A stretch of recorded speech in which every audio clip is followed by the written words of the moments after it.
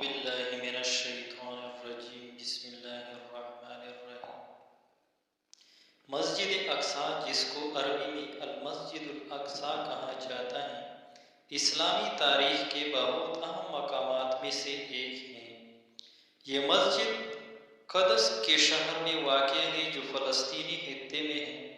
اس کی تعمیر کا وقت معلوم نہیں، لیکن اس کو بنیادی تعمیر ہرود کے خلافتی خلیفہ عبد الملک بن مروان کے زمانے میں ہوئی۔ مسجد الاقصی کا نام عربی زبان میں بعید ترین مسجد کا مطلب ہوتا ہے۔ یہ اسلامی تاریخ میں دوسرا قبلہ رکھنے والا مقام ہے۔ پہلا قبلہ کعبہ کے بعد مسلمانوں کو نماز ادا کرنے کے لیے یہاں رکنے کا حکم دیا گیا تھا۔ مسجد الاقصی اسلامی روایات کے مطابق رسول محمد صلی اللہ علیہ وسلم کے زمانے میں معراج کی مقام ہے۔ مسجد الاقصی کی عمارت عرضی علاقے پر پھیلی ہوئی ہے اور اس کے اندر کئی حصوں کو شامل کیا گیا ہے۔ اس کی بنیادی عمارت پیغمبر ابراہیم علیہ السلام اور ان کے بیٹے حضرت اسحاق علیہ السلام کے زمانے میں بنائی گئی تھی۔ مسجد اقصی کی تاریخ بہت پرانی اور اہم ہے۔ یہ مسجد فلسطین کے بیت المقدس شہر میں واقع ہے، جو اسلامی تاریخ کا اہم حصہ ہے۔ اس کی تعمیر کا وقت بہت قدیم ہے اور اس کا تاریخی اثر بہت دور تک جاتا ہے۔ مسجد اقصی کی بنیادی تعمیر مسجد اقصی کے قدیم دورانیے میں حضرت داؤد علیہ السلام کے زمانے میں ہوئی تھی۔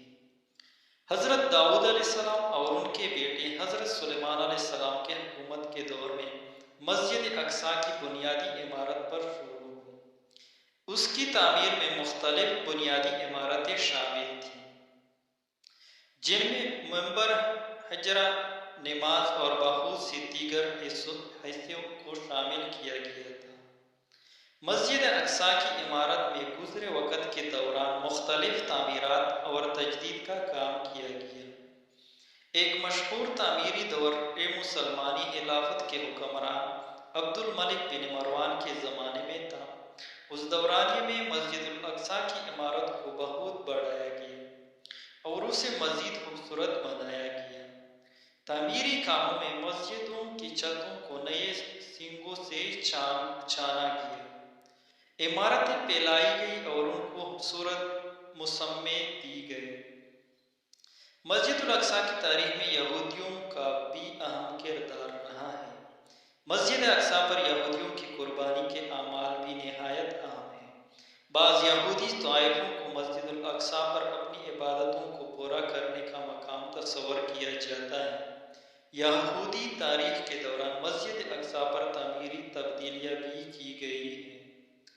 مسجد اقصی کا اہم تاریخی واقعہ 1967 عیسوی کا ہے، جب اسرائیلی فوج نے فلسطین کے علاقوں کو ضبط کیا اور مسجد اقصی بھی ان کے قبضے میں آ گئی۔ یہ بہت بڑی حملہ آور تھی، جس کے بعد فلسطینیوں نے احتجاج کیا اور اسرائیلی حکومت کے خلاف اعتراضات کیے۔ اسرائیلی فوج نے مسجد اقصی کو اپنی قوت کے مراکز بنا کر تشدد سے قابو کیا اور مسلمانوں کو مسجد کے داخلے پر پابند کر دیا۔ یہ واقعہ مسلمانوں کے لیے بڑا شوق و شرمندگی ہوا اور وہ احساس کرتے رہے کہ ان کے مذہبی حقوق پر حملہ ہوا ہے۔ مسجد اقصی کی تاریخ میں بہت سارے تاریخی واقعات روایت ہوئے ہیں۔ اس مسجد کا دوران حاضر بھی بہت اہمیت رکھتا ہے۔ آج بھی مسجد